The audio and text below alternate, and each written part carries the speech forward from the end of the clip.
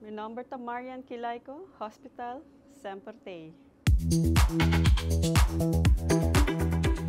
Makominsa na Dr. Horacio Oduber Hospital anya 2011. So, kasi 13 anya sina. Para mi yega of daily, mita parte mita delega itrabaho ng di mi kolega nang mita traha in daily pa ng turdia, fulong simang. Después, importante di mi trabaho ta normalmente mita po ni compassion and positivity sa ita idos characteristics di enfermera nang kumita punitur dia pami pasyent nang yuda mi kolega nobo nang siya nang share nang mi knowledge and skills especially pami pasyent nang.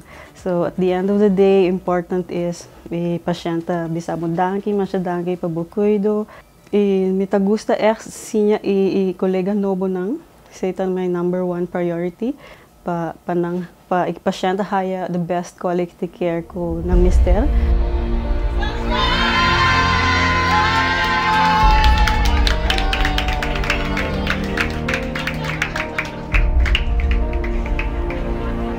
Oh my God, surprise minuto ta verwacht pasto amita bisa mi kolega na mi manager na amita very simple ta yega trabaho asi mi trabaho ko amor satisfy my patient by cash, that's it.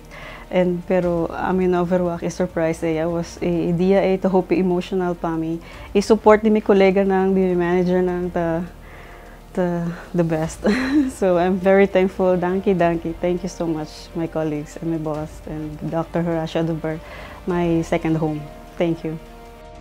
You're the employee of the month.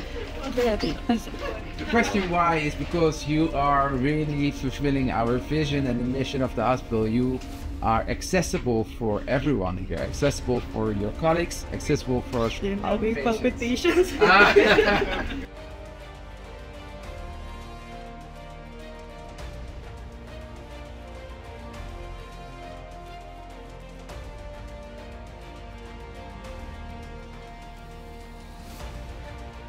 So our hospital stays in your heart forever, and you will be in our heart forever. So thank you. Thank you, sir. Well, Marian panosriba afdeling, letterlijk tanifica manier sa bisogno sempre te, seita Marian. Kuno sta struggle como afdeling, hindi ko misi ayuda, Marian sempre te pa ayuda, e te promedirei kuta oferecer sumis.